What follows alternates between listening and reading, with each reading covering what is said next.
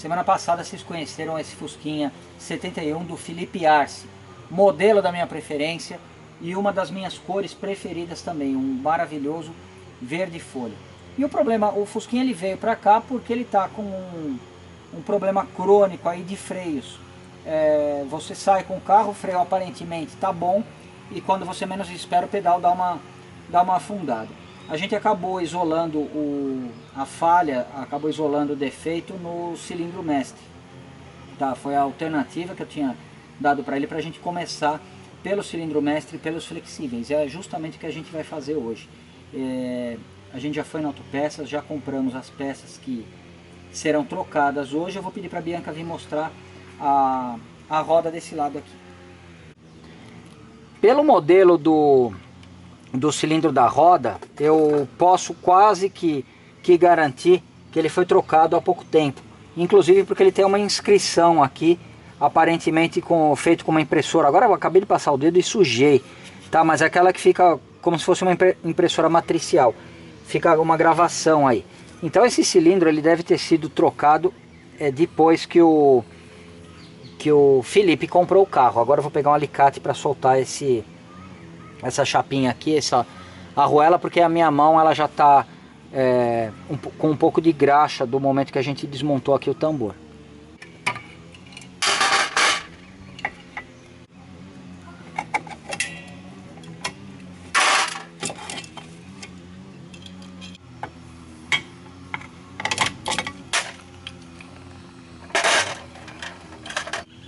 Quem acompanha o nosso canal há mais tempo sabe que eu sempre fui contra qualquer alteração na suspensão do carro. Eu sempre fui contra rebaixamento, eu sempre fui contra qualquer alteração. Tanela, só porque agora você está com o Rodolfo, você está mostrando as mangas rebaixadas. Só eu e o Rodolfo, a gente sabe quantas horas, quantas tardes ele passou argumentando comigo, tentando me convencer a usar uma manga rebaixada. E o motivo era a minha experiência, o preconceito que eu tinha era justamente devido a esse tipo de coisa que a gente vai ter a oportunidade de mostrar aqui. O Felipe, eu acredito que logo depois que ele comprou o Fusquinha, ele gostaria de ter uma manga rebaixada e ele montou uma manga rebaixada no carro. Só que não foi uma manga EMP, foi uma manga provavelmente de fabricação artesanal. Eu não sei qual é a origem da manga, não sei se ela é nacional, não sei se ela é importada. E a Bianca vai aproximar aqui, ela vai poder mostrar.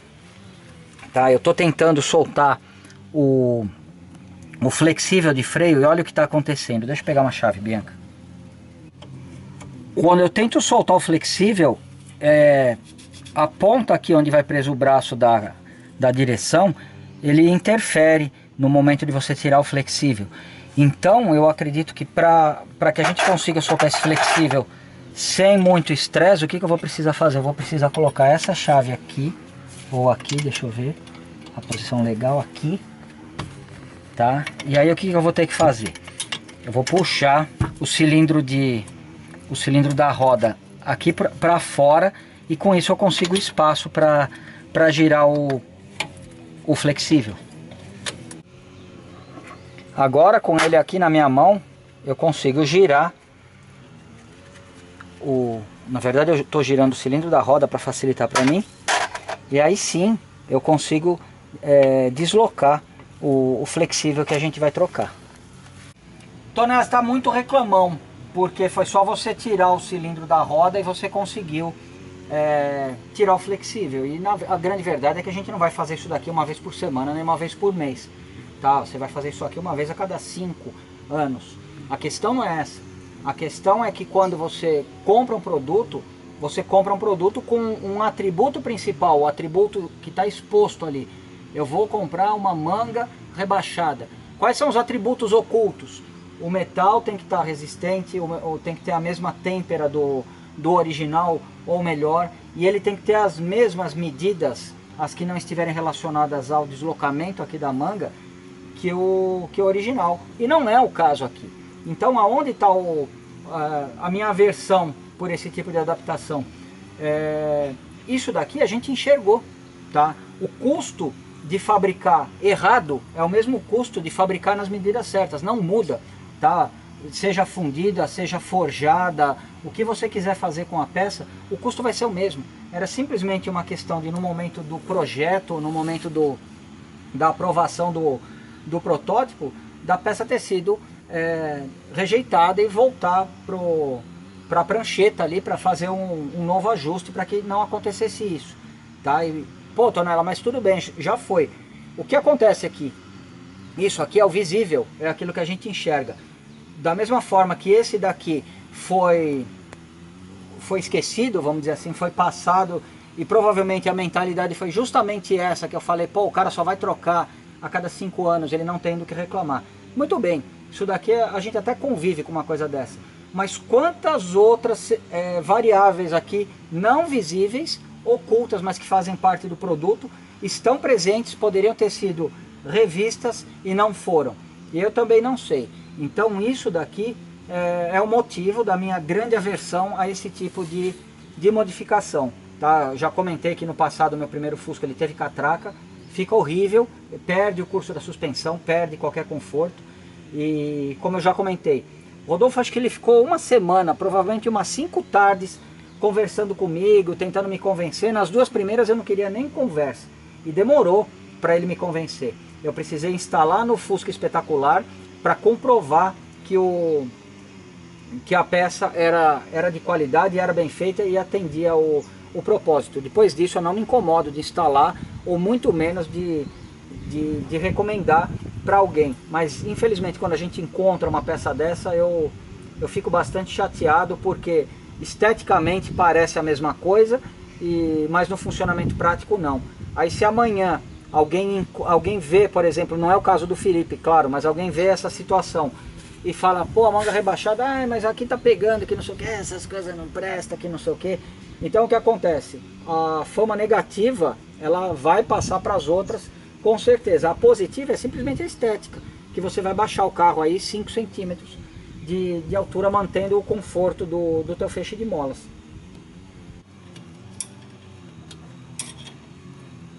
A coisa é tão assimétrica que eles conseguiram fazer diferente um lado do outro, tá? Então quando eu vejo essa peça em relação a esse suporte mais baixa, eu me pergunto se é somente isso, tá? Ou se o furo, esse suporte aqui, toda a geometria está deslocado para baixo.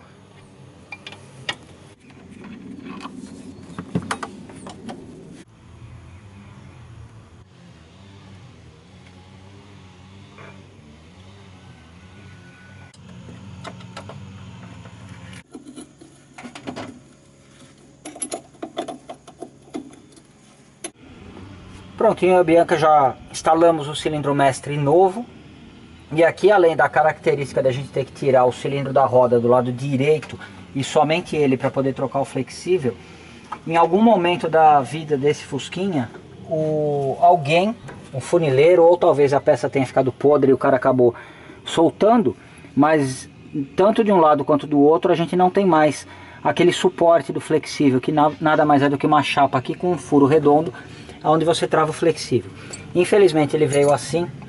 Eu não tenho, pelo menos nessa oportunidade, como colocar, como repor essa chapinha, mas de qualquer forma eu vou avisar o Felipe que isso daí é uma coisa que a médio prazo é legal ele providenciar.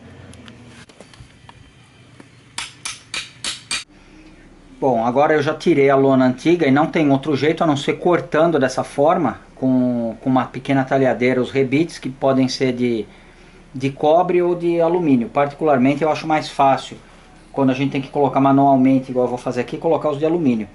Tá? Então, depois de remover completamente a lona antiga, tá? E esse procedimento vale para qualquer carro antigo, aí seja tambor dianteiro ou traseiro, que você precise fazer esse reparo. Eu vou apoiar nesse pininho aqui, ó, tá preso na morsa. Eu apoio, ele tem que ter mais ou menos a mesma área da cabeça do rebite. Eu vou começar pelo rebite central, porque às vezes a furação não está muito coincidente, e se você começa por uma extremidade, quando chega aqui ele está muito mais deslocado. Começando pelo meio, mesmo que ele não tiver muito perfeito a furação, você consegue encaixar melhor. E aqui, ao contrário do que você possa imaginar, não é bater muito, bater com excesso e esmagar a lona. Se você bater muito, ela vai acabar trincando aqui e você perdeu a lona. Então você vai batendo gradualmente, simplesmente para fixar ela na posição. E agora eu vou virar e vou bater o próximo aqui, depois eu vou fazendo isso alternadamente. Depois eu volto e faço os que eu tinha deixado.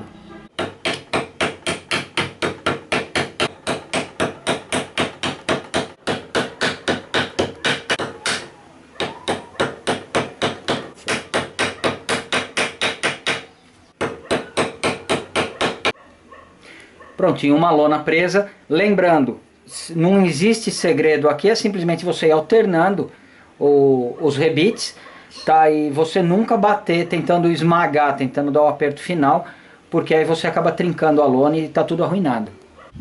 Bom, eu pedi para a Bianca mostrar, sem praticamente cortes aqui, a montagem desse conjunto de freios.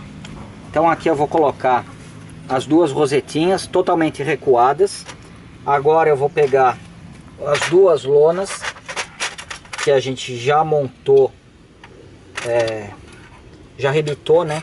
O curioso é que há 30 anos atrás, quando eu era apenas um adolescente que queria dirigir o seu próprio carro, a gente passava em frente todas as autopeças e todas elas tinham um torno onde você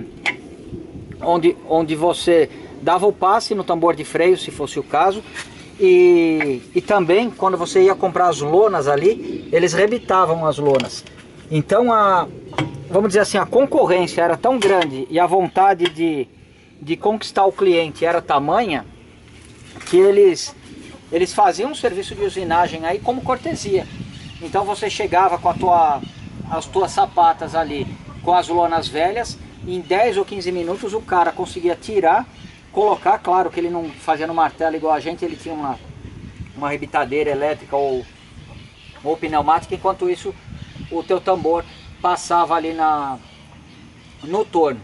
Infelizmente hoje em dia é incrível, a gente vai na Autopeças e quando a gente pede um jogo de lonas para Fusca, o cara te olha torto e você compra e você vem na sua casa, rebita e tudo mais, mas não existe mais, da forma que existia antigamente, aquela vontade dos balconistas aí das autopeças de te atender bem. Simplesmente, se você não tem a lona que você quer, ele fala que não tem e nem se prontifica a achar, uma coisa que era praticamente impensável ali há 30 anos atrás. Bom, eu estou falando, enquanto isso eu estou montando aqui, a Bianca tá, eu acho que ela mostrou, você mostrou encaixando as molas, né? Tá. Então agora é só colocar essa travinha aqui, dessa forma, vou colocar outra e teoricamente esse lado aqui já vai estar feito. Tudo que eu fiz desse lado eu não vou mostrar do outro, mas a gente vai fazer exatamente a mesma coisa. Quando a gente foi desmontar essa rodinha aqui, essa roelinha, eu não consegui soltar sem o alicate porque minha mão estava com a graxa daqui. E agora eu estou meio fresco. O que eu fiz? Eu troquei a minha luva com graxa por essa luva sem graxa para que eu pudesse rebitar essas lonas sem contaminação. Então eu vou fazer a montagem do outro lado, aí eu vou voltar com a minha luva suja, entre aspas, para poder montar a parte da graxa. Bom, eu dei uma limpada e uma engraxada rápida nos rolamentos, usei uma graxa com bisulfeto de molibdênio, tá?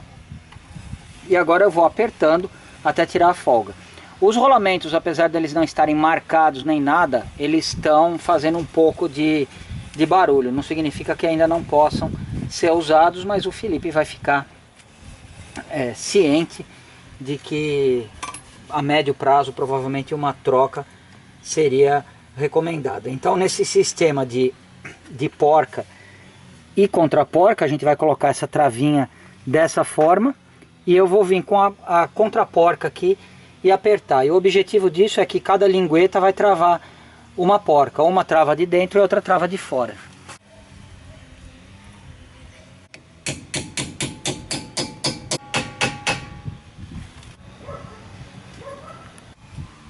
Bom, já está tudo montado. Antes da gente sangrar, o que eu vou fazer? Eu vou dar uma aproximada nas lonas, e talvez não seja definitiva depois da sangria, quando elas acabarem se movimentando assim para encontrarem mais ou menos o centro aí, que é uma coisa que elas fazem automática, aí a gente, se precisar, faz a regulagem de novo. Então aqui eu vou ficar girando até a gente perceber que vai encostar. Eu estava girando para o lado errado. No momento que você for afastar as lonas, é bom dar mais ou menos o mesmo número de voltas em uma rosetinha e na outra. Como é que você vai saber isso? Olhando ali, você tem que perceber uma certa simetria, a mesma distância em cima do que embaixo, ou de um lado no outro, no caso de um 4 furos. Tá? E por que isso?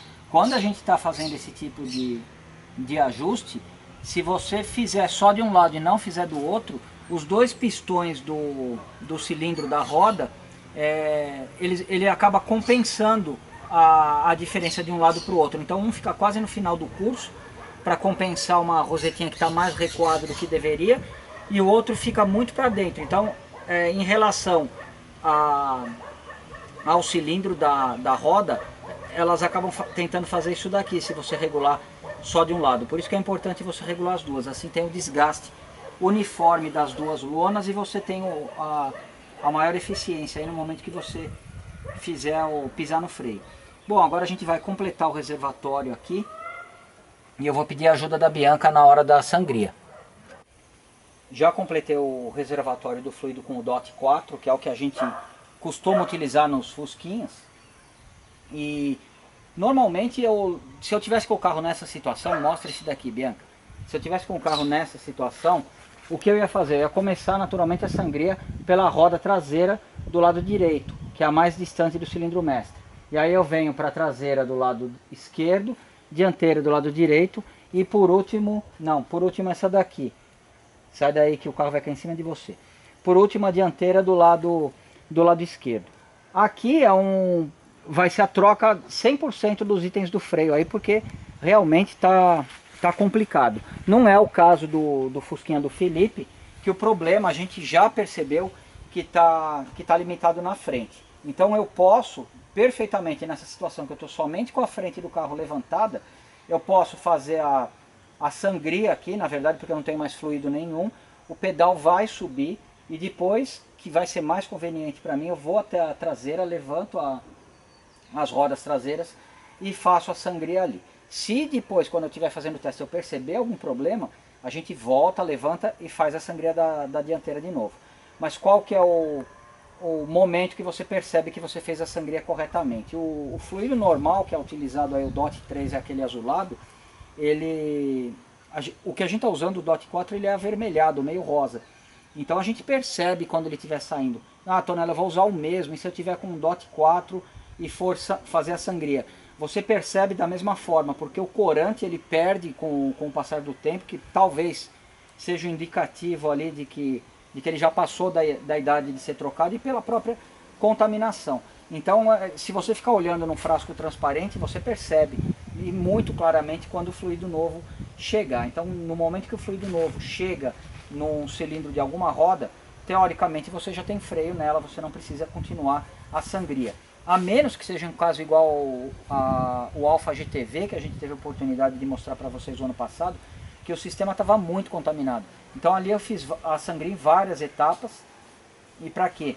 E para que a gente conseguisse deslocar o máximo de contaminantes ali, o máximo de sujeira possível.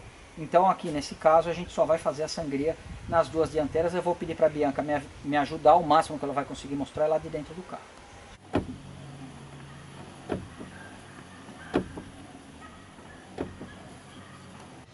Bom, a Bianca já me ajudou a sangrar o lado direito e agora a gente está aqui no esquerdo e ela vai mostrar mais ou menos como é que ela faz. Pode bombear, Bianca, até embaixo e solta.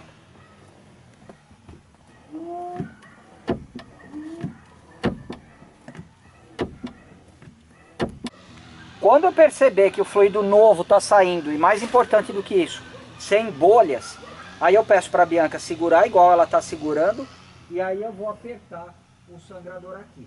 é importante lembrar que todos os outros sangradores estão fechados, só vai ficar aberto aquele no qual você estiver atuando ali na sangria. Então agora eu vou pedir para ela soltar o pedal e ver se o pedal subiu, depois ela dá uma bombeada. Subiu um pouco. Bom, a sangria inicial a gente fez, o ajuste inicial das lonas a gente fez, só que a gente pode ter ar ali na traseira. Eu observei uma coisa no momento que a gente voltou, quando a gente foi dar uma volta de testes, a roda traseira do lado do motorista ela estava um pouquinho mais quente do que as outras. E eu acredito, a alavanca do freio de mão está muito, o curso dela está muito curto. Então eu não tenho certeza, mas talvez tenha sido, no lugar de ter sido feito o ajuste da forma que a gente mostrou aqui, talvez tenha sido feito o ajuste através do cabo do freio de mão, o que nunca é uma boa alternativa. De qualquer forma, apareceu um pouco de freio. O que a gente vai fazer agora? Eu vou engraxar a suspensão dianteira, vou verificar a folga da caixa de direção e a gente vai montar as rodas dianteiras e descer o carro para poder examinar a traseira. Bom, suspensão engraxada, o que eu fiz agora foi posicionar os tambores de freio como se as rodas estivessem voltadas para frente, ou seja, o carro está, se ele estivesse andando, ele estaria andando em linha reta, e o objetivo disso é que a gente consiga simplesmente encostar aqui dessa forma o parafuso de regulagem, tá? Essa é a única posição que dá para a gente fazer essa regulagem sem prejudicar a caixa de direção. Não tinha nenhuma folga absurda, tá? Mas é simplesmente uma coisa que dá pra gente fazer uma pequena correção aqui nesse caso. Bom, assim que a gente terminou a sangria e eu ia partir para a sangria da traseira, a gente percebeu que estava vazando fluido de freio novinho, o DOT 4, o vermelho, justamente desse ponto da carroceria. Se a gente seguir uma linha reta transversal aqui, a gente vai pegar uma seção do chapéu de Napoleão.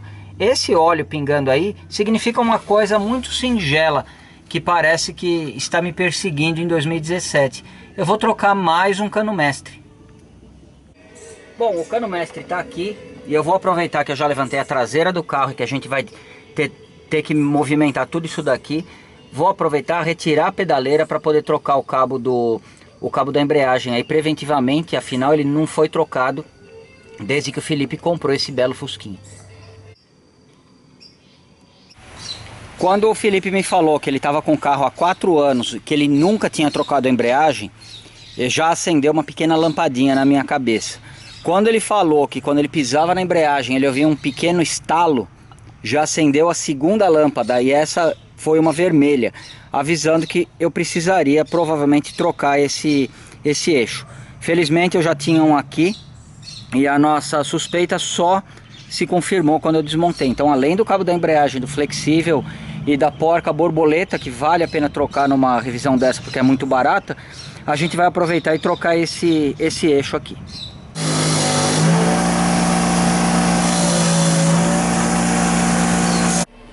Bom, eu já desmontei a pedaleira, limpei as peças. Aqui é o eixo do pedal da embreagem. E nesse suporte aqui você tem uma bucha aqui, onde corre o eixo do pedal da embreagem, que é onde a gente vai colocar um pouco de graxa agora para poder fazer a montagem. Tá? Eu vou mostrar a montagem com um pouco mais de atenção, e a desmontagem é o procedimento reverso disso daqui. Então pronto, o pedal da embreagem engraxado já está na posição. Antes de eu encaixar o pedal aqui, né, nessa parte externa aqui, na verdade é o apoio por onde vai correr o pedal do freio. O pedal do freio aqui ele também tem uma bucha, é onde a gente vai colocar a graxa agora. E aí é só colocar o pedal aqui na posição. Depois de montado o pedal do freio, vai vir esse anel trava aqui. Existe um rebaixo ali na ponta da peça para receber o anel e ele travar perfeitamente. Normalmente quando você monta um anel desse, para você saber se ele está bem preso, você dá uma girada nele da forma que eu estou fazendo aqui. Claro, ele tem a pressão da mola, afinal ele é uma mola, mas olha, ele gira perfeitamente sem escapar. Agora eu vou dar uma limpada aqui para que a gente possa montar finalmente o pedal da embreagem. Esqueci a mola. Essa mola ela tem que vir junto com o pedal do freio. Ainda bem que eu percebi que eu esqueci agora e não depois que eu já tivesse montado lá no carro. Então agora eu vou tirar a trava e vou levantar o pedal.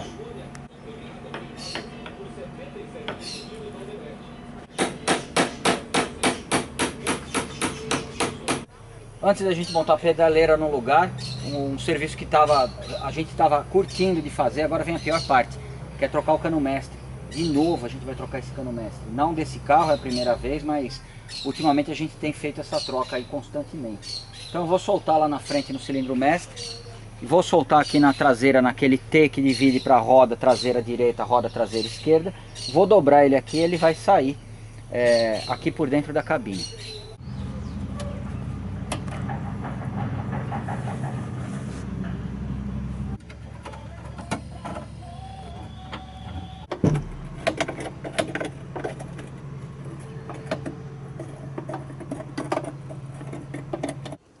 Pronto, essa instalação de cano mestre que acaba dando um orgulho pra gente. E não porque a gente conseguiu fazer diferente dos outros casos, a instalação é sempre a mesma. Mas nesse carro aqui a gente tem ainda as presilhas para fixar ele junto do túnel. Tem uma ali, outra aqui. Então a gente consegue fazer a curva praticamente perfeita ali para que ele entre ali no chapéu de Napoleão. Então agora que eu acabei de instalar, finalizei o cano mestre, a gente só vai montar a pedaleira, o cabo da embreagem já tá passado, a Bianca vai me ajudar. Eu já montei a pedaleira ali no Fusquinha do Felipe, e essa peça aqui é o pino que aciona o cilindro mestre. Ele comentou comigo que uma das últimas vezes que ele levou no mecânico, porque ele se queixou que o freio não estava legal, o mecânico simplesmente fez uma coisa que é muito comum quando o cara não tá com vontade de se sujar, ou quando ele não tá com vontade de se virar um contorcionista embaixo do carro aí para tentar arrumar.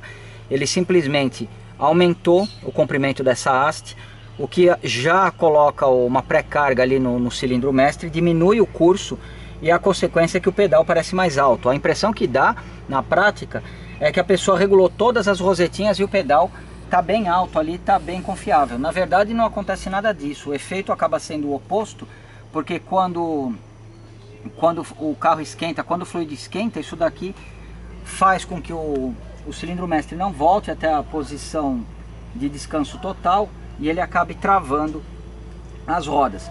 É importante, Bianca, aproxima aqui. Ali atrás dos pedais eu já comentei que existe uma chapinha, eu acabei de colocar ela, e eu coloquei ela o mais na direção do motorista possível. Para quê? Para ela ser o limitador dos pedais. Se eu afastasse ela um pouco, esse pedal ia cair meio centímetro, 1 centímetro e assim por diante. Os dois, na verdade. Então, esse pininho, ele precisa ser regulado. Você precisa deixar uma folga aqui de uns 2 milímetros no momento que o pedal estiver na posição de descanso. Eu acho que você que está assistindo a gente já percebeu que essa folga ela vai depender diretamente da posição que você coloca a chapinha. Se o pedal tiver mais caído na direção do motorista, você vai ter uma folga maior.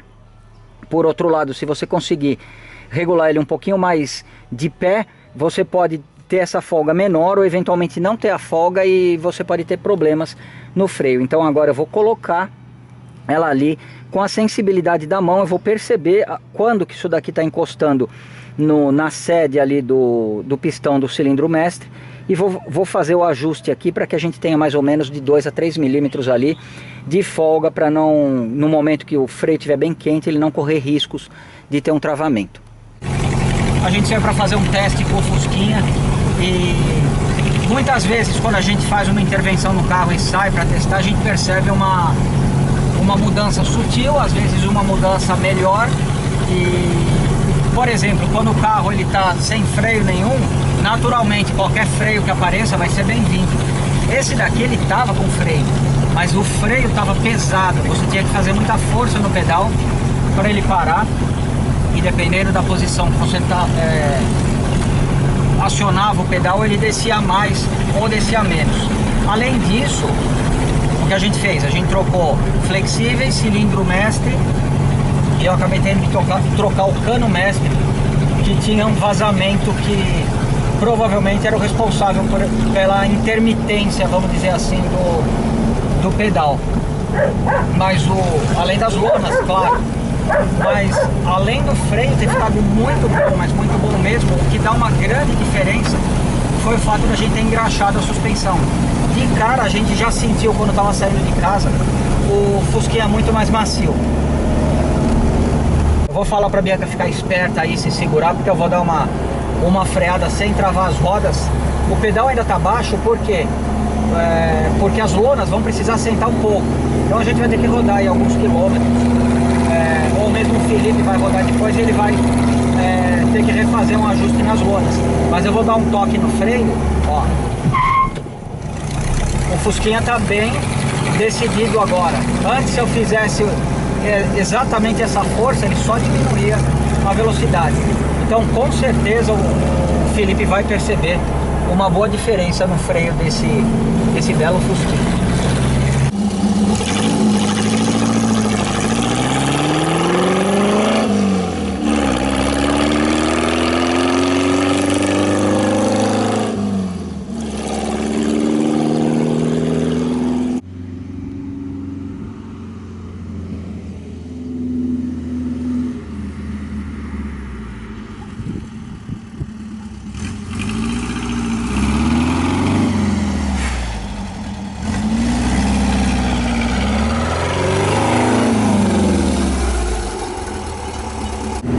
Além do freio ter ficado muito mais previsível, o carro para agora em linha reta e com menos da metade do esforço que a gente tinha que fazer antes no pedal.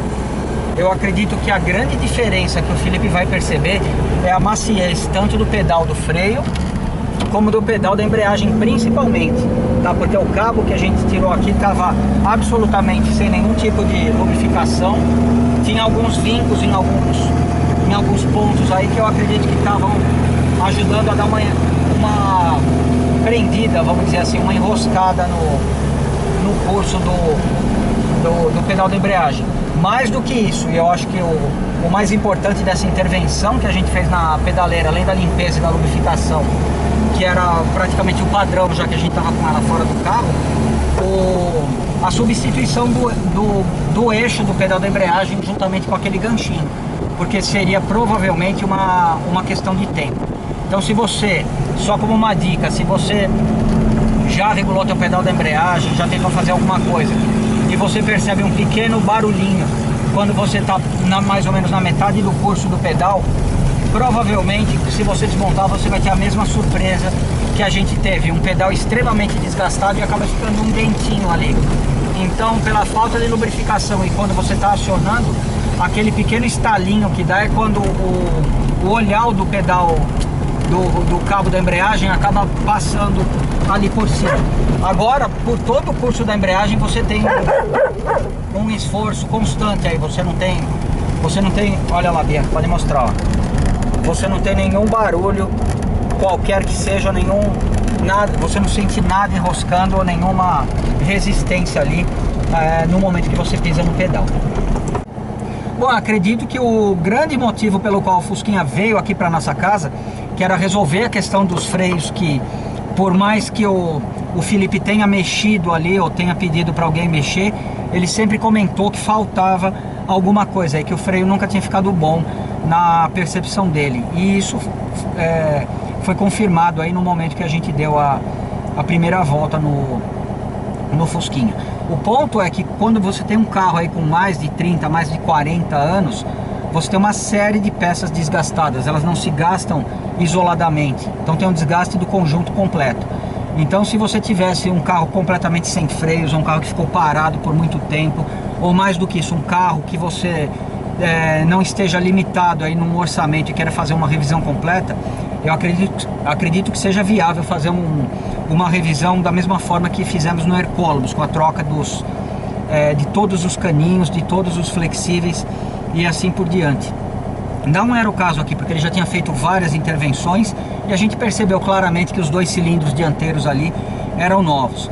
Então, pelo relato que ele me passou pelo telefone num contato anterior que a gente teve, e ele mesmo falou, já tinha trocado o cilindro de roda e tudo, a gente preferiu apostar no cilindro mestre, nos flexíveis, que eu acredito que teria solucionado 100% o problema se não fosse a surpresa do cano mestre.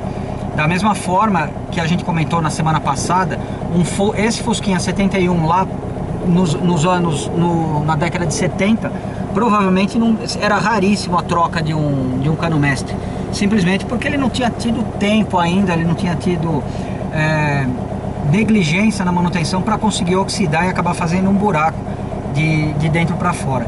É por isso que ultimamente a gente tem apresentado tantos Fusquinhas ou derivados aí que acabam vindo para cá e a gente precisa fazer a troca do cano mestre, porque a corrosão ela vai se acumulando aí com o passar dos anos, com o passar das décadas, e provavelmente a vida útil, vamos dizer assim, de um cano mestre fica na faixa mesmo dos 40 e poucos anos. De qualquer forma, com a troca do cano mestre, a gente está com um freio quase que 100% aí com eficiência. As lonas vão precisar sentar um pouco nos tambores dianteiros, então a gente vai voltar para casa. Provavelmente eu vou rodar mais um pouco aí amanhã, e antes de entregar o carro para ele, um pouquinho antes dele vir, eu vou regular, vou fazer uma nova regulagem nas lonas, para quando ele sair com o carro daqui, ele vai sair com o pedal numa altura aí que transmita segurança para ele. Todas as manutenções que a gente fez hoje, elas estão diretamente relacionadas aí ao contato, vamos dizer, do motorista, é a interface do motorista com o carro, e todas elas individualmente, cada uma delas vai representar um pouquinho mais de segurança. O pedal da embreagem macio transmite segurança, o pedal do freio parando sempre na mesma altura transmite segurança, o volante com um pouco menos de folga, ou vamos dizer, a folga dentro do absolutamente aceitável, também transmite segurança, da mesma forma que a suspensão um pouquinho mais macia. Então eu acredito que a gente acabou com a missão que a gente tinha nesse Fusquinha. Teoricamente o Fusquinha está pronto para ser devolvido para o Felipe, mas eu não vou devolver o Fusquinha para ele, simplesmente porque eu vou aproveitar a estadia do Fusquinha aqui, e eu e a Bianca, para a semana que vem, a gente vai apresentar para vocês uma regulagem, uma revisão completa no motor desse belo Fusquinha 71. Muito obrigado por verem os nossos vídeos. Felipe, muito obrigado, e até a semana que vem.